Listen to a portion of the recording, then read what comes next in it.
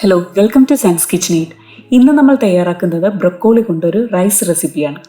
ബ്രൊക്കോളിക്ക് പുറമെ തേങ്ങാപ്പാലും കൂടി ചേർത്ത് അരി വേവിക്കുന്നത് കൊണ്ട് ഈ റൈസിന് ഒരു പ്രത്യേക രുചി തന്നെയാണ് നൽകുന്നത്.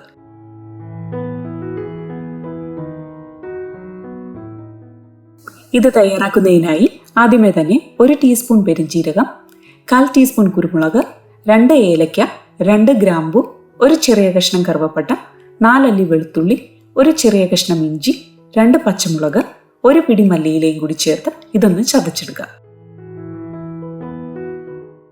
ഇനി ചൂടായ പാനിലേക്ക് 1.5 ടേബിൾ സ്പൂൺ ഓയിലും 1.5 ടേബിൾ സ്പൂൺ നെയ്യും, ഇതിലേക്ക് 1 ബേ ലീഫും ചതച്ചെടുത്ത മസാലക്കൂട്ടും കൂടി ചേർത്ത് ഇതിന്റെ പച്ചമണം മാറുന്നത് വരെ ഒന്ന് വഴറ്റിയെടുക്കുക.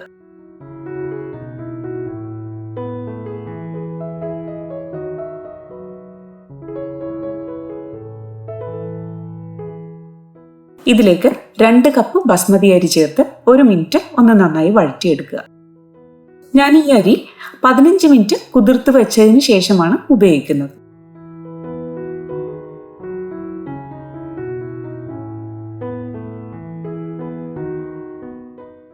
ഇനി ഇതിലേക്ക് 1.5 കപ്പ് തേങ്ങാപ്പാലും 1.5 കപ്പ് ചൂടുവെള്ളവും ആവശ്യത്തിന് ഉപ്പും 1 ടീസ്പൂൺ നാരങ്ങാനീരും കൂടി ചേർത്ത് യോജിപ്പിച്ച് ചെറുതീയിൽ മൂടി വെച്ച് വേവിക്കുക. ഞാനിവിടെ 1 കപ്പ് അരിക്ക് 1.5 കപ്പ് വെള്ളം എന്ന അളവാണ് എടുത്തിരിക്കുന്നത്. ഇനി ചോറ് പകുതി വേവായി വരുമ്പോൾ ഇതിലേക്ക് വൃത്തിയാക്കി വെച്ചിരിക്കുന്ന ബ്രൊക്കോളി ചേർത്ത് കൊടുക്കാം. 1 കപ്പ് ബ്രൊക്കോളിയാണ് ഞാൻ ഇതിനായി എടുത്തിരിക്കുന്നത്.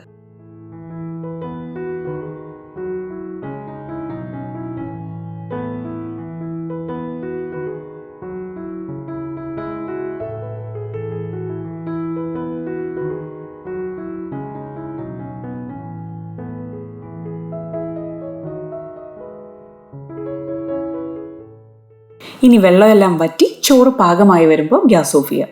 ഇതൊരു 15 മിനിറ്റിന് ശേഷം നമുക്ക് സെർവ് ചെയ്യാം.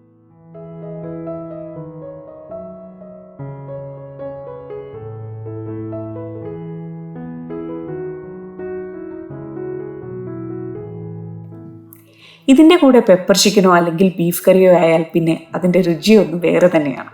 ട്രൈ ചെയ്ത് നോക്കൂ. Thanks for watching.